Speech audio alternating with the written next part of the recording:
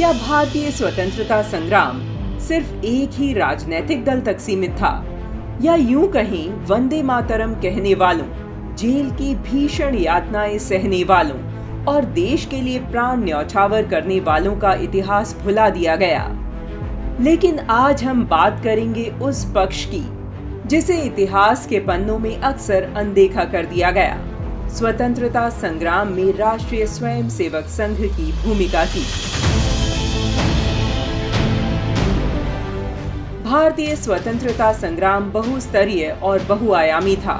एक ओर गांधी जी का अहिंसात्मक आंदोलन था, तो दूसरी ओर क्रांतिकारी और नेताजी की आजाद हिंद फौज।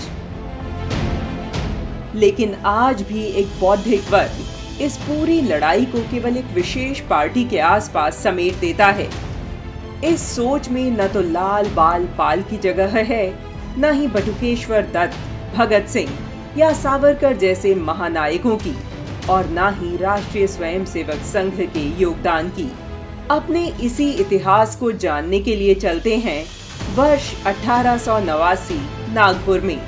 एक बालक जन्म लेता है। नाम था केशव।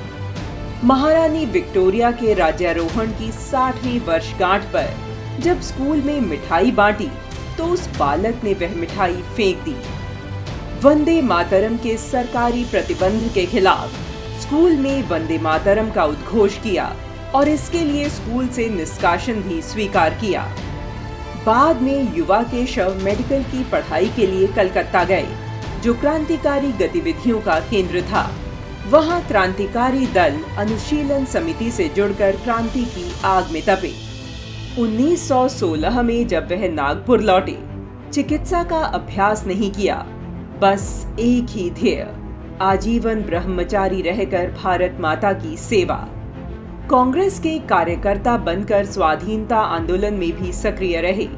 भारत के सांस्कृतिक पुनरुत्थान और भारतीय समाज के चरित्र निर्माण की नींव रखने के लिए गहन चिंतन किया और 1925 में स्थापना की राष्ट्रीय स्वयंसेवक संघ की। संघ के स्वयंसेवक भी स्वाधीनता आंदोलन में व्यक्तिगत रूप से सक्रिय थे। वर्ष 1942 में भारत छोड़ो आंदोलन में विदर्भ, आष्टी और चिमूर संघर्ष में संघ के स्वयंसेवकों का महत्वपूर्ण योगदान रहा।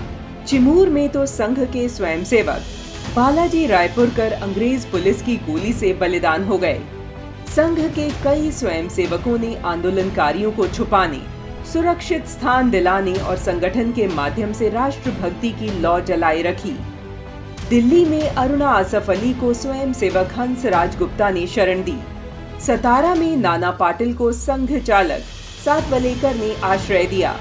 ये उदाहरण दिखाते हैं कि संघ के स्वयंसेवक बिना किसी प्रसिद्धि के स्वाधीनता के संघर्ष में सक्रिय थे, जिसका उद्देश्य शोर नहीं, सेवा थी। संघ संस्थापक डॉक्टर हेडगेवार का जीवन राष्ट्र को समर्पित था, बाल्यकाल से अंतिम श्वास तक। स्वतंत्रता संग्राम को सिर्फ एक संगठन या कुछ व्यक्तियों तक सीमित रखना ऐतिहासिक अन्याय है, और यही है संघ के स्वयंसेवकों की गुमनाम भूमिका का अनदेखा लेकिन अमूल्य पक्ष। भारत की स्वतंत्रता, संघ जैसे राष्ट्र सेवी संगठनों की तपस्या, गांधी जी के सत्याग्रह, नेताजी की आजाद हिंद फौज, अनगिनत क्रांतिकारियों के बलिदानों और त्याग का परिणाम है।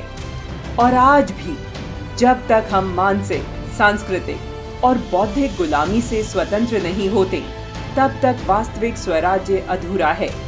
आज की पीढ़ी को अपने इतिहास को जानना आवश्यक है, ताकि वह समझ सके कि यह स्वाधीनता हमें किन बलिदानों, त्याग और संघर्षों से प्राप्त हुई है।